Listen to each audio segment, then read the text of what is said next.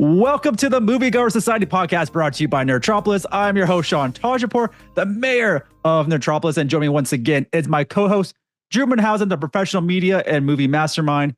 And I hope you do not have a fear of clowns. You got a couple friends behind you want to introduce us to? A little bit. I had a slight fear of clowns as a kid, kind of grown out of it now. Definitely if I saw the Joker, I think I'd be a little bit scared. Which version of the Joker is like your least favorite? Which version of the Joker do I think is the scariest? Yeah, the scariest.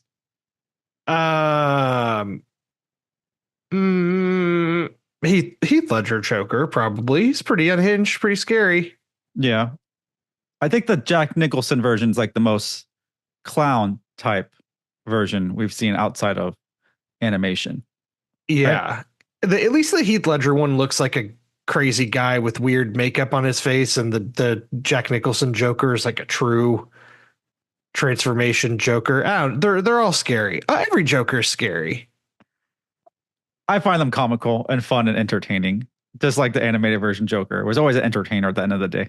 Some type of entertainment comes from the Joker, which I love. But in this podcast, we explore the world of cinema from beloved classics to the latest blockbusters. We're going to talk about a lackluster blockbuster. I don't know what we're going to call it.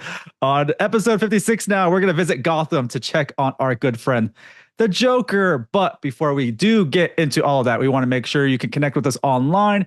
You can find me on every single social media platform at Sean Taj, Nerdtropolis at Nerdtropolis. And don't forget to visit nerdtropolis.com for your daily dose of movie news, reviews, interviews, and trailers. And Drew, where can they find you when you're not contributing to Nerdtropolis? You can find me at Drew Munhausen on all the different social media platforms. Catch me over on Letterboxd, vlogging movies I'm watching, and weekly over at Fresh Out the Podcast, where we talk about movies a little bit, but also TV shows and video games and all kinds of cool pop culture stuff. Also, don't forget to catch up on past episodes of the Moviegoers Society. Maybe we're on 56. We got some off weeks here and there. I can feel it. You know, we might have a couple more as my travel is going to be changing. We're going to be busy with a lot of stuff, a lot of content coming your way. But, you know, also make sure to tune into my podcast, Real Insights, on Spotify, Apple Podcasts, and of course, Nerdtropolis YouTube channel. I've been super busy with that as well, Drew. The interviews, I mean, they're just coming. I wish I can think about them at the top of my head. Let's see what I got going on. I mean, I just dropped a couple. I don't even know what I dropped. Drew. That's how. I will say everybody, I think, believes you when you say that you're keeping busy. I mean, you're dropping interviews constantly. Yeah, there's a lot. I really enjoyed my Brett Dalton interview, which you know from Agents of S.H.I.E.L.D. as Agent Ward. He is in Found season 2, which I absolutely love him. That was a great interview. I also did some fun stuff coming up. I talked to JB Smoove, the one and only. Oh, that's exciting. For his brand new Prime show called Buy It Now. It's kind of like Shark Tank, just a little bit, but it's a lot of fun, and I love him and had a blast with him. Also talked to a couple big names, Jordan Sparks and Johnny Weir.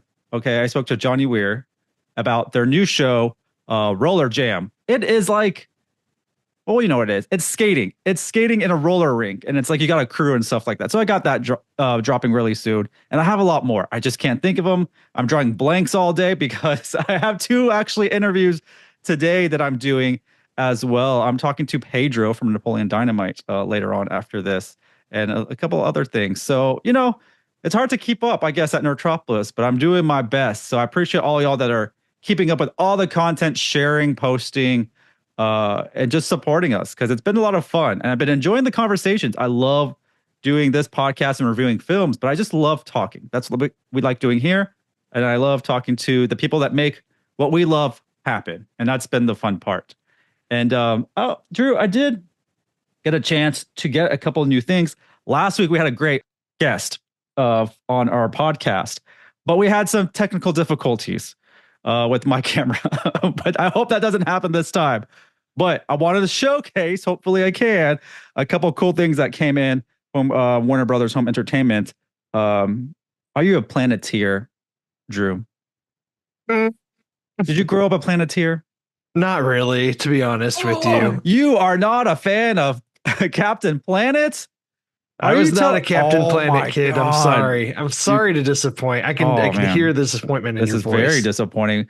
We got Captain Planet, the complete franchise, the 2 different shows that came out. Man, I love this. I just love the artwork on this. This is fantastic. This is coming out real soon. Brings back good memories. Man, Drew, That's a cool box set, though. It is very cool art. I mean, it is colorful. It is vibrant. Yeah. See if I can get that on there. I mean, I love this. This is amazing. Big shout out to Warner Brothers Home Entertainment for that. But also really cool big one. I mean, were you a West Wing fan? I have always wanted to I've seen bits and pieces of it, and I know a lot of people put it on a pedestal as one of the best TV shows of all time. So it is one that in my adult life I've wanted to like really sit down and watch it, but I haven't yet.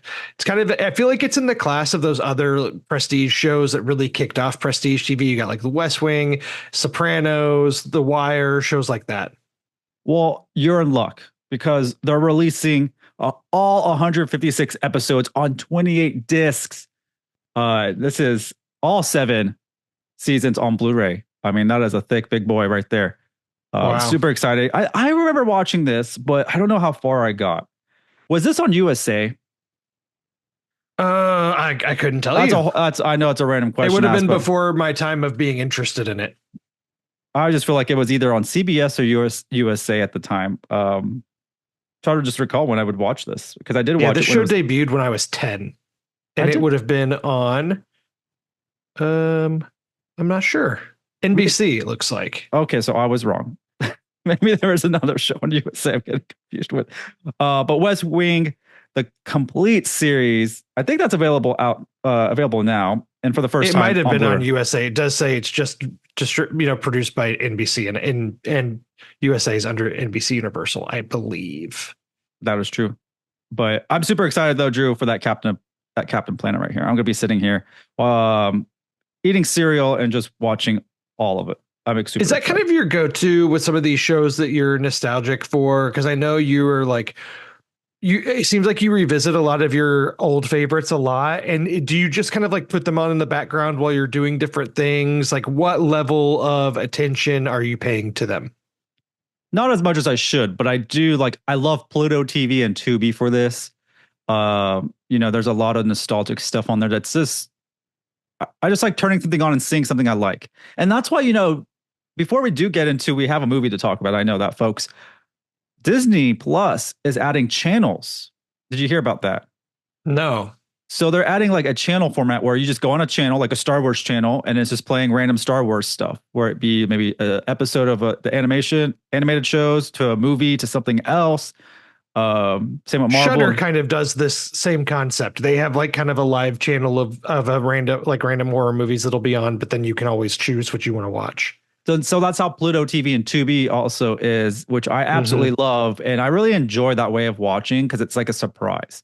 I'm not sure, what's going to be on, but like when I turn my Pluto TV and it kind of learns what you're watching, all of a sudden Rugrats are on for me. So I'm like, yes. And other stuff like Rocko's Modern Life. It knows its audience. It does. And it sticks to the channel like I watched last, which is nice. And so, and it's also like an 80s action channel. So a lot of movies, like it's just really awesome. So I love channels now going back without commercials. But unfortunately, Pluto and Tubi are commercials, do have commercials. They're ad supported, which is fine. Some of the commercials have been kind of fun. I think a couple of them were kind of nostalgic, as in there are some kid products for toys. So I was like, that fits.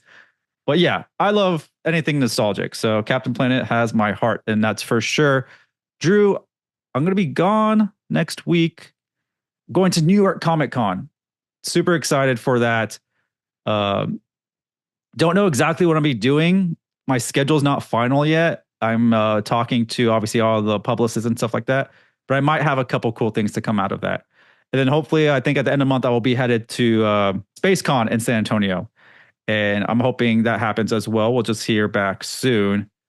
But it's going to be a busy October. What about you? Are you doing Halloween this year? Because I feel like I'm going to be too busy to be even doing Halloween. Yes, I have children, so Halloween's a requirement. My 4-year-old is really wanting to be Jessie from Toy Story. That's who she's requested. And you will be who? I mean, I'd have to be Woody, I guess. Very good. Or maybe Buzz. Maybe Buzz Lightyear. Or you could be Bullseye.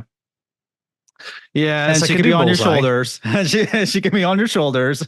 I could be Stinky Pete, the prospector. I could pull it off. I don't know. I think the wife would say, please don't be Stinky Pete.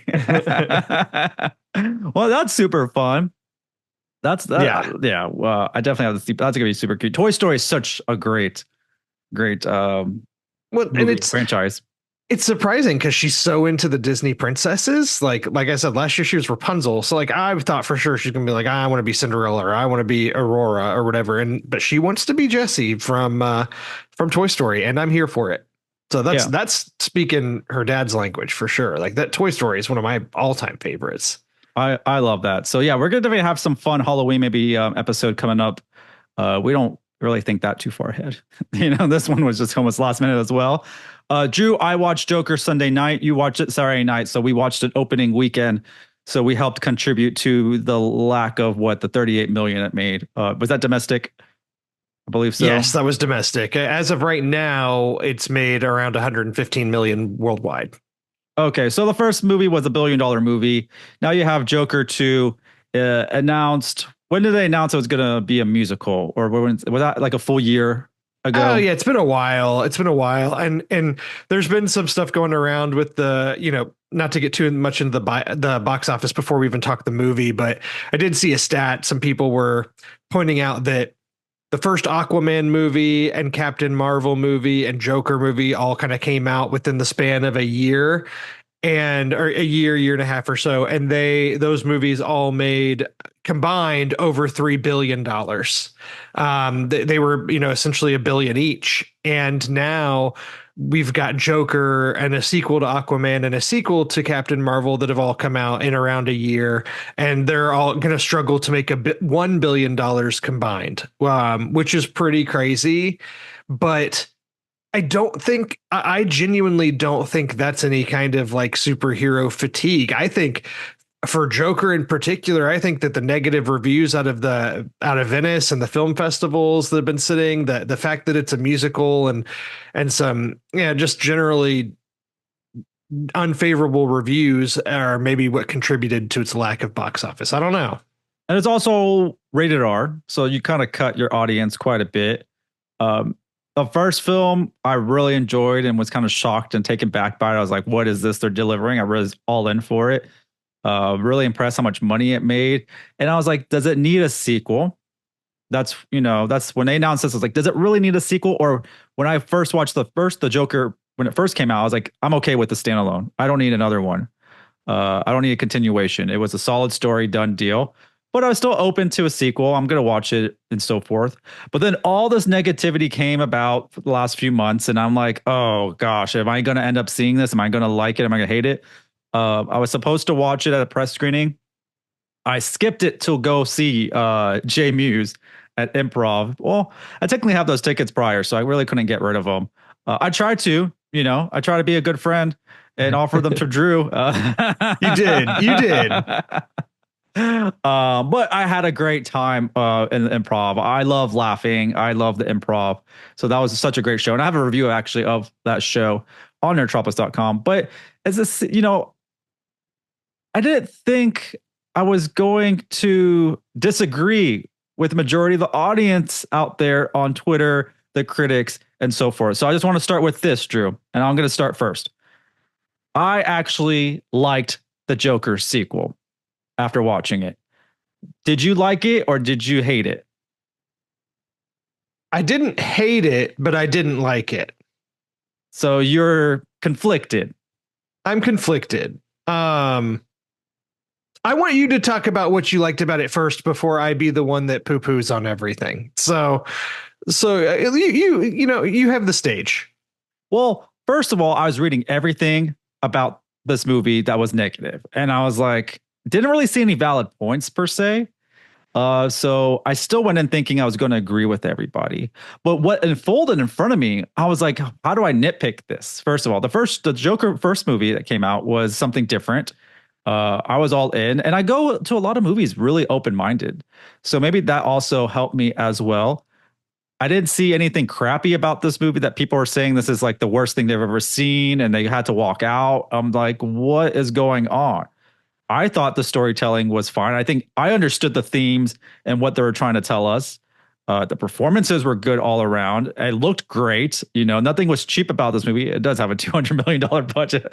But I thought it was a sequel that, really defied expectations. But I don't know where people are telling me that it was a horrible movie. And so hopefully, Drew, you can tell me that. But I thought it was a daring approach with tons of strong performances. Musical elements were fine and were fitting, but some of them did overstay their welcome, and I could have done with less of them or a different type of delivery of them. Visually, the movie's great. The costumes are great. The setting of Gotham's great. I just don't know what people are thinking. They're saying this is not my Joker. Exactly. That's the whole point of this movie. It's not our Joker. And also it's a Elseworld story, and it's just a unique take on DC lore, which there's so many different DC lores out there from, huge, the Rogue Gallery that's so huge in Batman, especially the animated series that came out. The Penguin, they twisted it and made it, a female Penguin, which was fine. I'm getting tired of seeing the same old stuff shoved down our throats. So I'm eager to see what James Gunn's Batman's going to be and how different it's going to be from Robert Pattinson and stuff we've seen in the past. So this is probably like the most brave Joker. It's not the Joker, obviously, but brave interpretation of someone that is supposed to be the Joker in many people's eyes. I thought Lady Gaga was great in this. Joaquin Phoenix is fantastic. Brendan Gleeson, wow, I love him. He's amazing in this. And I actually liked it quite a bit, more than I thought I would have. I gave it a really solid rating and really had no issues with it. And we can dive into certain things and the themes and certain scenes and stuff like that. But just in general, that's how I felt about the movie. Came out satisfied. I was entertained. I didn't feel like it was slow, and I didn't hate anything about it. The conversation around the Joker movies is really difficult to navigate, because I feel like even the first one, while it was critically, praised, and obviously it was a big awards contender, there was still a pretty, vocal minority that really were out there saying like, this is a toxic movie and so on and so forth. I didn't agree with any of that. I thought the first one was a big surprise to me, and I really enjoyed it. It was kind of crazy. You already kind of touched on this, but like when they announced that the guy that directed Road Trip and the Hangover movies is doing a Joker movie, but doing it in like a prestige way, kind of as paying tribute to like Taxi Driver and the Scorsese movies of the past, like you're kind of just like, what? And Joaquin Phoenix is the Joker, it was all very inspired, but it was like, what is this even going to be? And then Todd Phillips produced this movie that I found to be very just intriguing, and I thought it was very good. And so when they announced that they were doing a sequel, everything that they were saying about it leading up to me was good. Some people are like, musical, so on. I'm like, yes, give me the sequel with Lady Gaga's Harley Quinn, make it a musical, do all this stuff. You now have my trust after the first movie. So like, I'm here for it. So I feel like I thought this movie, as we've been looking forward to it all year, was essentially a slam dunk. And so then when the really negative reviews started coming out of the festivals and such about a little over a month ago, I was like, oh no, because it's just this cloud hanging over it for a month leading up to its release. This is not a movie that you can sit and say it's bad in the way that like a bad movie is bad, because it's not a bad movie. It's really well made. It's really well performed. All the craft, the acting, everything is great. So that to me is not what I found to be unenjoyable about this movie. For me, it was more of it's just kind of a punishing watch. So like I thought it was very slow and like kind of boring until the courtroom stuff starts, and then I thought it got a little bit better. For the first 20-30 minutes, I wasn't that into it until the first musical number happens, which I think the first real musical number of the movie is when it takes a while. Arthur Fleck sings For Once in My Life, the Stevie Wonder song. And then it's not long after that when he meets Harley Quinn, they do If My Friends Could See Me Now. And I was like, okay, so this is going to be like 60s kind of jukebox era musical. Because I didn't know what it was going to do as far as the musical aspect. Was it going to be original songs, so on? I'm like, okay. And I thought the movie kind of sprung to life a little bit once they started doing some of those musical numbers. Those worked for me early on. But I feel like it's kind of front loaded with the musical numbers and they simmer out as the movie goes on. And I found them to be less interesting and less necessary. I think the movie kind of wastes Lady Gaga. Like, I think that her appearance when they meet and in like kind of the first half is really good, but then she's really just kind of off to the side for the whole second half of it. But this movie to me kind of felt like, Todd Phillips, the writers and the directors of the movie kind of said, all of you who liked the first movie are wrong. You shouldn't have liked it. This isn't a good guy. This isn't somebody you can sympathize with. This isn't somebody that should be starting a movement. And now I'm going to show you why. And it's like, and here's kind of, and like a middle finger to you also at the end of it. Like, that's kind of how this movie played out to me. I watch it and I'm like, I see what you're doing. I get what you did. I think you accomplished your mission in what you were trying to do. I just didn't like it. Like, that's kind of where I stand with it. It's not like I'm going to sit here and say, this is a bad movie with bad performance. No, like, it's well made and the performances are good. The craft is good. Like, all that. It's just, I just didn't find my experience of viewing this movie to be an enjoyable one because of what it's trying to do, even though I think it succeeds in what it's trying to do. I hope that makes sense, because this one's it's difficult. I just left feeling like, oh, well, that wasn't a good time. So the musical numbers, I feel like, came late, right? I think it took a while for the first one to come in, and then they were kind of like sprinkled throughout, and a couple of them are just like too long, right? They should have been like short and snappy, kind of like how the Joker is in other things that we've seen of him. Anything he does is like short and snappy. We didn't need like elongated musical numbers that kind of overstayed their welcome. If he kind of broke into song more often in shorter sequences, I think it would have been more fun. But also, this is happening in his head and so forth. But yeah, I could see what you're saying with the messaging, that, this was like a middle finger to the people that really enjoyed it, understood it. But this movie is supposed to unravel the first movie, and I think it did a great job doing that. Where we end with the first movie, this one kind of just starts tearing it apart of what people thought, and it made sense what he wanted to accomplish. People were saying that it's kind of, speaking of the courtroom, it's like the final episode of Seinfeld, when they have the courtroom episode where they start bringing back some of the people to what's the term, when they when they're on the stand. Help me right now when I'm drawing blanks, Drew. You take the stand. When they're taking the stand, what are they doing? When they're taking the stand, there's a term. Anyways. So that was a little fun little, connection that people were trying to do. But I thought the acting was great. I thought Joaquin Phoenix really went more than we've seen him in the first film, especially with his body. You saw how much skinnier it seemed like he was. He seemed even skinnier than the first movie. Yeah, those first shots, I was like, whoa, I was taken aback. I mean, he is like grossly skinny. Yeah. And so like visually, I was just like, oh man, what is he doing to himself? But I guess, he takes this very, very seriously. And I really enjoyed his performance. I think he really delivered and went all in. And there's, a big difference between Arthur and Joker. And that's what this whole film is about is going to show you. And I don't know if I want to go into super spoilers, but I'm not sure how many of y'all are going to run to theaters after listening to us to watch it. I don't know. I mean, like, there are positive reviews of this movie. Like where are they though? Because I honestly, I've seen a few, but not many. They're very hard to find. I'm one of them. Yeah, like Deadline gave it a positive review. The Wrap gave it kind of a positive review. Like, there's some, but I mean, overwhelming. Like the audience reception's been pretty bad. It got a D cinema score, which is the lowest ever for a comic book movie, which is like, it's kind of hard to get a cinema score that low. I mean, that's just based off of like people walking out of the theater and hey, what'd you think about the movie? And people saying they didn't like it. Like that's pretty low. But I wonder if it's the musical aspect. Oh, by the way, just popped in my head. Testify. The term is testify on Jeopardy today. Oh, yes. Okay. What is testify?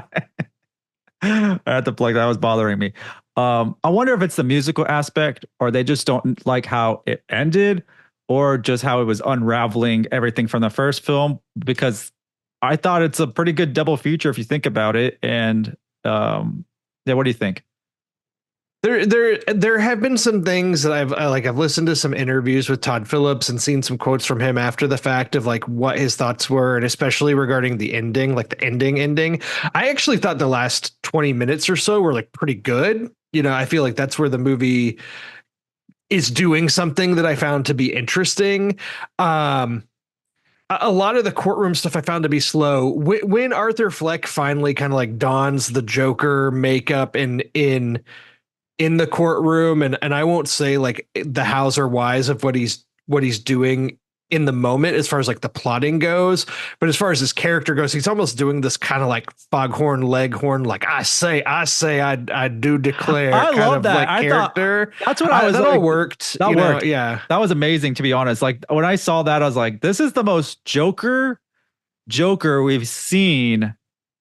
Oh man, I'm trying to see like maybe since Jack Nicholson, like, or like this is also like Mark Hamill style a little bit. And that was like the closest we could get to something like that was just so out there.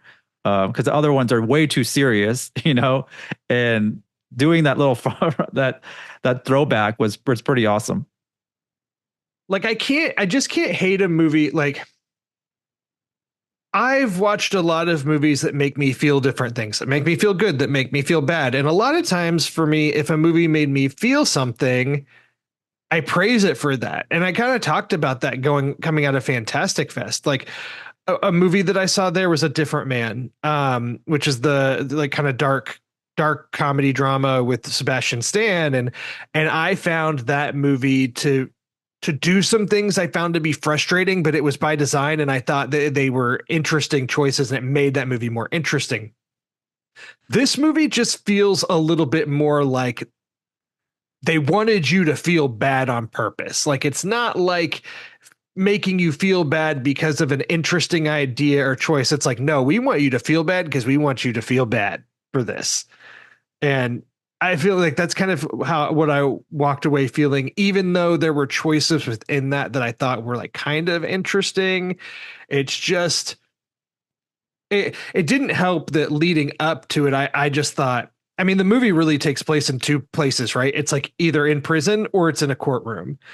And I found both of those to be kind of boring by design. Sometimes when they would do musical numbers and they would transfer to like almost like they were on a TV set and things like that, I liked that stuff and the design of it. Without spoiling anything, the movie opens with an animated sequence that I thought was pretty fascinating, and to start off the movie that way. So like it does a lot of things that are interesting. It's just, I don't know. It's like, it still feels like this movie just wants to punish you for some reason. Speaking of that animation in the beginning, I don't think many of us have mentioned it. You did, which I'm thankful for. Like that was actually pretty clever and pretty interesting that they did that. The movie's technically not a musical in my eyes. There's musical elements because it doesn't use the musical to tell any part of the story per se. Like the courtroom scenes, they could have been straight up musical, right? Those aspects of it when they're pleading doing the cases and stuff like that, they could just turn that into a straight musical, not be something that's in his head. Could have been like a real deal. I think that's part of the problem too, is like it's a musical, but it's almost trying not to be a musical, but while having musical numbers. Like they're doing, especially Joaquin is doing this kind of talk singing when he gets into it, which like I guess kind of fits what they're doing. But that's where with Lady Gaga, like we know how talented she is and how much she can belt it out, and they never really let her off the leash to like really perform in the way that we know she's able to in this. It's like Joaquin Phoenix said, we'll get Lady Gaga, but make sure she doesn't outshine me. I think maybe. Yeah, they like subdued her a little bit, and Yeah, her performance was a bit uneven at times because they didn't give her enough to do. But her purpose in the film makes sense towards the end. Um, I'm not sure if this is a spoiler in general, but she's trying to make Arthur Joker. You know, that's really her goal in this film. And Hmm. we see what happens with that. But yeah, the musical numbers, risky move, Todd Phillips all in. I really hate all the negativity lately of like stuff about Todd Phillips and what he's possibly have said or he's been secluded, he's been secluded somewhere. He wants to get away from all of this. And I don't think he deserves any of that. I don't think any director that makes a piece of art should be feeling any certain way with Yeah, I everything mean, they've done. I don't walk away from this feeling negative about him. I feel like did what he set out to do. He's made a lot of comedies and movies that I really enjoy. And he's proved that he can make kind of a prestige, darker picture, which I appreciate that too. So like I feel like I'm still going to be kind of on board for whatever Todd Phillips has next. Like I'm interested to see where he goes from this. I don't think he's in, director jail at all after the way the reception has been to this movie, because I just think it accomplished its goal, but it's a goal that's going to upset a lot of people, for better or worse. Arthur Fleck's a pretty fascinating character that's been built. I just found him to be more fascinating after the first movie, less fascinating after this one. Again, kind of seems on purpose, but like it's proving a point, right? Like about who you rise around and who can start a movement and whether they should or not. And I think that's an interesting question. It's just like I said, I just didn't necessarily enjoy myself while I was watching it, but I wasn't outright rejecting it like, oh, this is a bad movie. Like it wasn't like that. I just really didn't enjoy it very much. Even though I could see what it was trying to do, and I think it almost got there. It just wasn't quite there for me. It's a sequel that we really technically didn't need. The first movie is such a great standalone, but I do appreciate what this was trying to do, and I think it did accomplish what it tried to do. Also, as in splitting the audience down the middle, it feels like. Um, some people enjoyed it, some people didn't, some people don't know how to feel about it, which I definitely understand. Uh, but sometimes you just got to go into the movie with an open mind and just want to be entertained. And hopefully, the people that do go see this movie or any movie are just simply entertained and feel like they're getting their value back and however they paid for the ticket and the concessions and just your time there. Uh, love going to movies as much as we can. I thought this was for me, it was enjoyable. We had a great time with it. Uh, but we'll move on and forget about it, to be honest. It's not going to be that memorable. The first film, pretty memorable to me. This film, a nice delivery of a solid conclusion. I will say that. And it's just crazy that this is from Todd Phillips. I'm just looking at his like IMDb and how he started and where he's going. And it's such an interesting just road he's been on because, with you mentioned Road Trip, there's Old School, Starsky and Hutch, School for Scoundrels. You got The Hangovers, you got Due Date. And then, The Hangover Part 2 and 3s. But then he goes to do War Dogs, which I actually really liked War Dogs. I liked all his movies, but I'm saying War Dogs was something completely out of left field. And then you got the Joker film. So like, where's he going to go? Is he going to go back to comedies? Is he going to go do something different? It's just an interesting filmography he has as a director. And he could pretty much do it all. None of them are like big bangers per se, but he does have some very like memorable movies in my eyes, like Road Trip and Old School. I even love the Starsky and Hutch. I have great memories watching that. I think we're in, how old were we? Probably 14, 15 when that came out, I think. And yeah, just really interesting. What do you think he's going to do next? Do you think he's going back to comedies? As much as I like his comedies, I'm kind of more interested to see what he would do with like an original drama. I think is kind of what I want to see. Like put these prestige skills to test, but in not comic book adaptation, like do something new. Although, I mean, Hollywood's not really doing that in general. But I mean, it is kind of crazy looking back at the amount of comedy stars that he's worked with over the years, like Will Ferrell and Vince Vaughn and Ben Stiller and Owen Wilson and of course like the Hangover guy, Zach Galifianakis and Ed Helms and Bradley Don't, for, Cooper. And it seems don't like he's forget kind of the one of OG. Bradley Cooper's You're guys forgetting there the for a while. Tom Green. What's the OG? Of course. Worked with Robert Downey Jr. I mean, worked with so many people that, you know, I'm sure he's got the fact that Joaquin came back for a sequel. Was it the first time ever that Joaquin Phoenix has done a sequel to one of his movies? Probably. I mean, I don't know how many sequels are for Joaquin, but like, have you read? I don't know if this is true. They're like, they made this movie because Joaquin had a dream for this film and they made it just so to please Joaquin. And then there's talks that he didn't like the way it turned out. There's all that's what I probably hate. And I think that's what affects movies. And sadly, social media affects us and affects a lot of things and poo-poos on a lot of things, to be honest, is what it does. And some stuff just needs to be debunked quickly because I feel like a lot of it's not true. And some of it just needs not to be said. And I'm hoping like everyone was on board for a Joker sequel to some extent. I mean, when you make $1 billion, no one could say no to that. So it's just interesting. And I hope like the people that made the film had a great time with it. I just hate seeing this like negativity affect everybody. Like, I just hate it. Yeah, it's tough.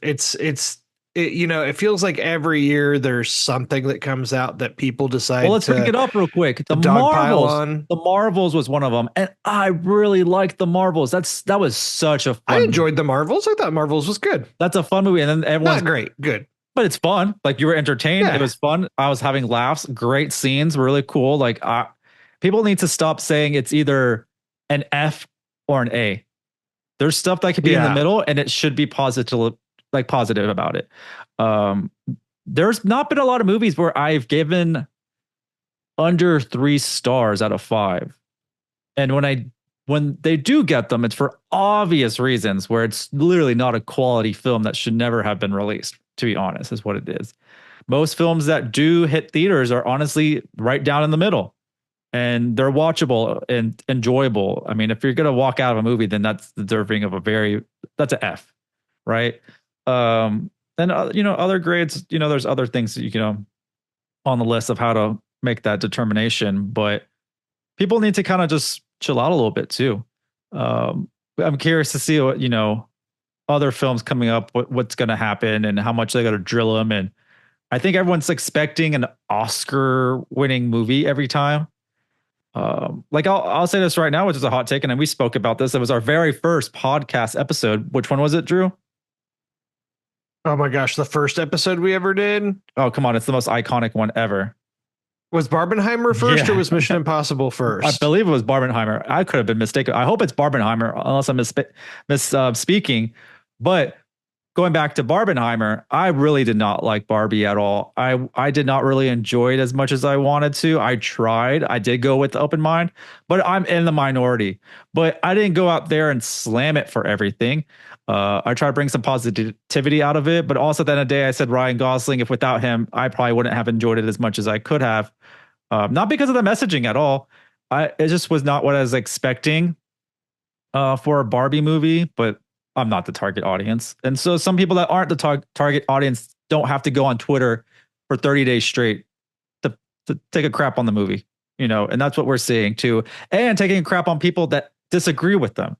And we're seeing a lot of that as well. That's the thing that really happens with these. I feel like it's the comic book movies in particular, is like either you like it and you're wrong. People are wrong for disliking it. Or in this case, you're supposed to dislike it. And if you like it, you're in the wrong. And it is, I feel like it is comic book movies where this really happens, where it's the most toxic fandom. And the Joker, I feel like kind of brings that out more so than other characters too. So it's kind of a rough go.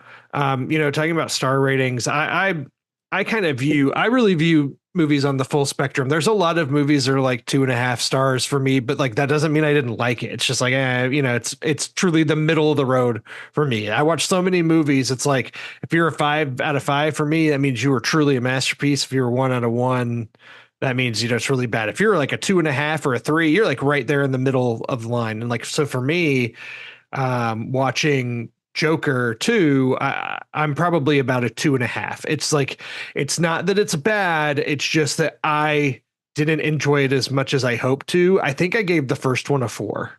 So Okay. there So you that's go. Drew's 5-star rating and how it works. So it works differently with everybody. That's what you have to understand with people's, rating system. I started doing reviews. I started doing them out of 10, and I was like, that's kind of hard to explain how I feel. And I felt like for me, a 5-star rating was a little easier because I said anything above a 3, I really enjoyed. Anything below a 3 means I was ready to walk out. Like that's where I'm at. That's how I make the difference. 3 and under, just like I want someone to give my money back ASAP. The first Joker film, I believe I actually gave, let me see. I think I gave a 9 out of 10. So I think I gave 4.5 stars. You would have been, Nerdtropolis would have been a thing at that point, right? It was. I think it was like one of the first early reviews. This is like 2019, right? This is like we're like about 5 years old now. But it started like really trying to start in 2019. I believe, man, I think I was standing in line with everybody else to watch this movie. This is when everything was just so micro back then.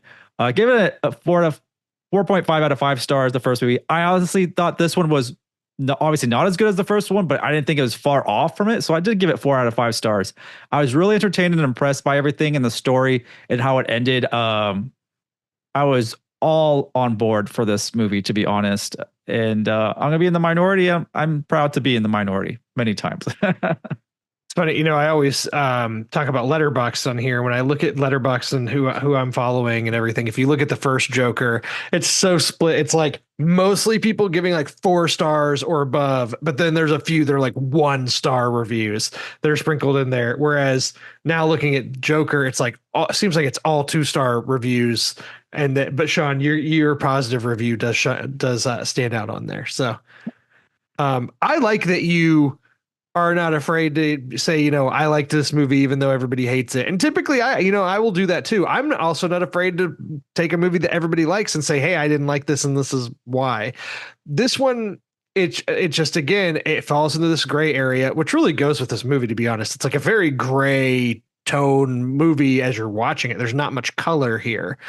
And that's where it falls. It's like, it's well made. It's well acted. It's just, I didn't like what it was doing. And that's it. And that's on me. And also a point is, which is a great point that we need to make, is when you disagree with somebody, you have to be respectful about it. And that's the thing. I think respect needs to come back across the board, online, with the critics, with the audience, everybody. Because me and Drew are doing this and we don't really, there's probably a couple of times we've crapped on movies, but we don't do it in such a vulgar and really severe manner, we don't dogpile it. No, sure. We don't. We might try to bring it up as a joke. That's our version of maybe dogpiling something, because this is comical to us to make little pokes at things. But in general, like, we're not super mean about anything. Drew and I have disagreed on a lot of stuff, but like, we don't go out of our way to make sure, like, why do you feel that way? Drew's not me. I'm not Drew. We're not y'all. You're not us. But hopefully you do have a lot of similarities with us, being a nerd, and being a moviegoer, being a movie lover, and just having fun, just having someone to talk to about these movies. And that's why me and Drew do this. It's the only time we really talk, and we get to see movies together. Sometimes we try to. It's really tough, though. I do feel like the people that, like, our audience and who's listening to the show and who wants to hear us talk about movies are probably the people that did go to see it this weekend, that did contribute to the box office. Like, that's the citizens of Nerdtropolis are probably the ones that are going out of their way to see this movie despite the negative reactions. And so, that's why I encourage everybody to interact with us and share your thoughts and tell us that you disagreed or tell us that you do agree. It's I support it as long as it's not a dogpiling, like you said. Yeah. We have some movie reviews coming up soon. I just dropped my review for Piece by Piece. Hopefully, Drew, you get to watch this at some point. I do want to talk about it next one. Drew has sent me an array of reviews, and I guess I'm technically behind on getting them up, but I also want to time them the right time. And what's the one that's coming out this weekend? The Andrew Garfield movie is coming out this weekend, I believe. Is there a release date? I think that's actually next weekend. This weekend is Saturday night, which that review is posted. Yes. I liked it a lot, actually. It's up there as one of my favorites of the year so far. Terrifier 3 getting some form of limited release this weekend as well. Which I mean, like, it's a Terrifier movie that, if you want to see Terrifier 3. I do not. I don't have to tell you if you want to see Terrifier 3. I do not, for many reasons. It has been banned in many places. It has had people walk out immediately because of the opening scene. This movie is not for me. Not saying I would hate it or anything. It's just maybe too much for me to handle. I'm not a horror fan. But if you are a horror fan and like having these types of feelings, when you're watching something, have your skin crawl, I believe, according to Drew's review, Terrifier 3 is obviously a must watch, especially in October. And then The Apprentice, it looks like, is coming out. This is the Sebastian Stan Donald Trump origin story movie, which actually I saw at Fantastic Fest, and I probably need to whip up a review for Nerdtropolis. I don't think we have one yet. No, did I did one? I can't remember. I don't know. I did also just watch it. When did I watch it? I watched it just a few days ago. They sent it to me to watch. I think it was Friday or so. So we'll get that up. Sebastian Stan likes taking some of these interesting roles. Yes, and 2 films already, right, for this month? Yeah, The Apprentice and A Different Man, and then right around the time that those movies are coming out, the Thunderbolts trailer came out. So like a lot of Sebastian Stan out there. The Apprentice, it's interesting. It showed at Fantastic Fest as a secret screening, and there are a lot of people like, why would you show this at Fantastic Fest? It's not a Fantastic Fest movie. I would argue it 100% is a Fantastic Fest movie. This movie's almost set up like a Frankenstein's monster story. It's like a monster movie, but but not. And it takes place in the 80s, right? Too. So it's kind of a time capsule as well. Yeah, it's a period piece, and I think what this movie is doing is pretty interesting, and I kind of liked it. And then I'll have to check out Piece by Piece, because that's the other new release this weekend that I haven't seen. So luckily I'm ahead on some of these from the festival, but I need to catch Piece by Piece. And then the weekend after that is Smile 2 and We Live in Time. So I'll definitely be catching Smile 2. And then you have one that's really early, and I'm trying to figure out when I want to drop this, because I told you about it, and it doesn't come out, I think, till January. The biopic, Better Man, the Robbie Better Williams Man. biopic. Every time we say monkey. A Different Man, I always think that's the film, but it's The Better Man. A Different Man. About another man. So that I saw the trailer and I was super intrigued by it. So I'm kind of jealous you saw that one. I remember you messaged me and I was like, oh, I know about that one. Heard about it.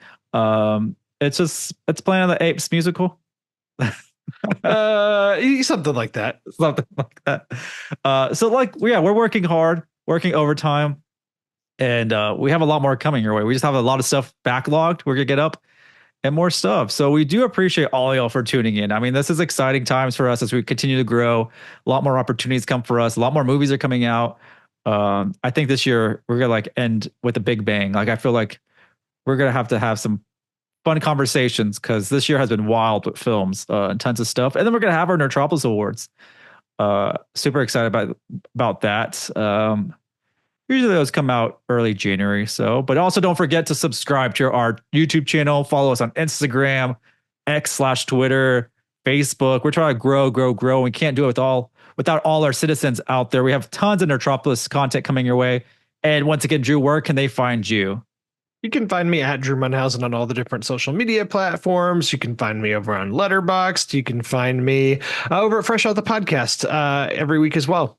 Thanks again for joining us for another episode of the Moviegoers Society. Once again, I'm Sean Tajipour, the mayor of Nerdtropolis, and we will see you at the movies.